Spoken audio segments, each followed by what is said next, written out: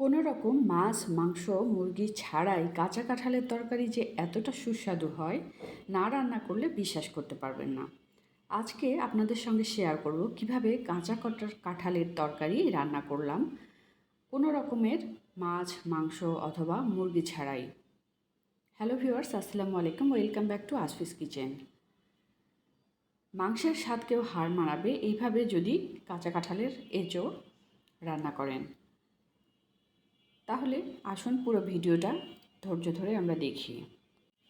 আজকের special recipe তৈরি করার জন্য একটি কাঁচা কাঁঠালের অর্ধেক অংশ আমি নিয়েছি।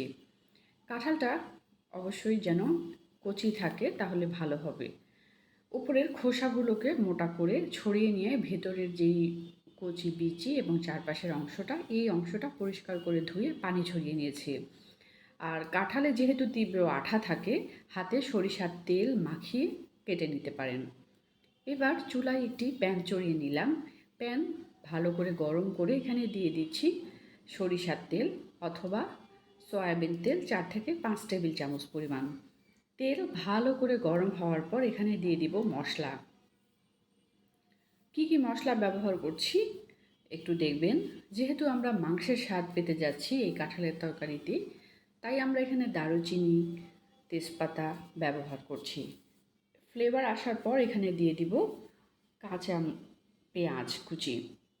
চাইলে পেঁয়াজ ব্লেন্ডারে ব্লেন্ড করেও নিতে পারেন অথবা পেঁয়াজের পরিমাণটা একটু বাড়িয়ে দিতে হবে, তাহলে খেতে ভালো লাগবে। পেঁয়াজের কালারটা যখন একটু ভাজতে ভাজতে গোল্ডেন কালার চলে আসবে, তখন আমি এখানে একে একে বাকি মশলাগুলো ব্যবহার করব। আপনারা কি মশলা ব্যবহার করেন কমেন্ট বক্সে লিখলে খুশি হব বা জানাবেন আমাদেরকে।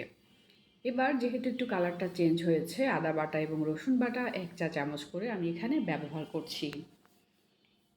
আদা রসুন বাটা, পেঁয়াজ কুচি একটু গোল্ডেন কালার যখন হয়ে আসবে, তখন বাকি আমি মশলাগুলো এখানে একে একে দিয়ে দিচ্ছি। লাল মরিচের গুঁড়া 2 চা চামচ, হলুদের গুঁড়া 1/2 চা চামচ, এছাড়াও দিয়ে দিচ্ছি ধনে গুঁড়া, জিরার গুঁড়া এবং জায়ফল, জয়িত্রীর গুঁড়া যদি সম্ভব হয় অল্প করে ব্যবহার করবেন। অর্থাৎ মাংসে আমরা যে মশলাগুলো ব্যবহার করি সেই মশলাগুলো আমরা সব এখানে ব্যবহার করেছি।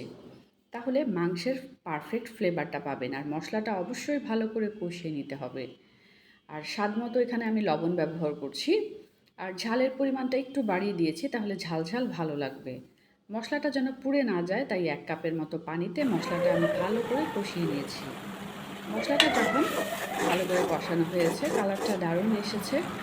আর মশলাটা যেহেতু পুড়ে যায় না, তাই মাঝে মাঝে নাড়াচাড়া করে নিতে হবে। এবার আমি যে কাঁঠালের টুকরোগুলো কেটে রেখেছিলাম, এই কাঁঠালের টুকরোগুলো একটু দিয়ে ভালো করে নাড়াচাড়া করে মশলার সঙ্গে মিশিয়ে কষিয়ে নিব। কষানোর সময় যেন পুড়ে না যায়, এইভাবে তলার দিক থেকে আস্তে আস্তে সাবধানে নাড়াচাড়া করে নিতে হবে।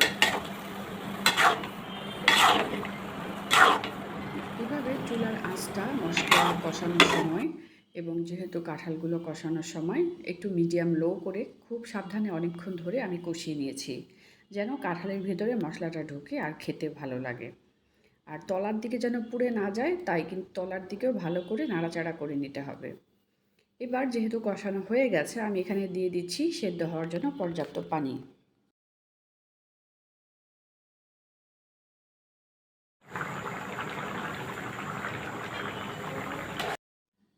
চুলার আঁচটা এবার হাই হিট করে এভাবে 20 থেকে 25 মিনিট রান্না করে নিতে হবে। আর মাঝে মাঝে নাড়াচাড়া করে দিতে হবে যেন তলায় না লেগে যায় বা সমানভাবে প্রত্যেকটা অংশ সিদ্ধ হয়।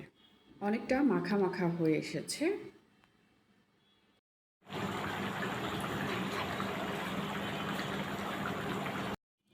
যখন অনেকটা শুকিয়ে আসবে, এ পর্যায়ে ভালো করে নিচের দিক থেকে আস্তে আস্তে করে নাড়াচাড়া করে যখন দেখব যে পারফেক্টভাবে হয়ে গেছে, চুলাটা বন্ধ করে নামিয়ে নেব আর পছন্দ মতো একটি ডিশে সার্ভ করে নেব। খুব সহজেই রেডি হয়ে গেল সুস্বাদু কাঁচা কাঁঠালের এঁচোড়।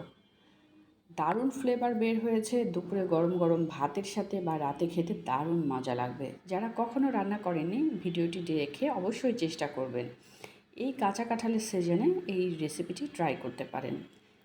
দেশ বিদেশের বিভিন্ন ধরনের রান্না দেখতে চোখ রাখুন আসফিস কিচেনে।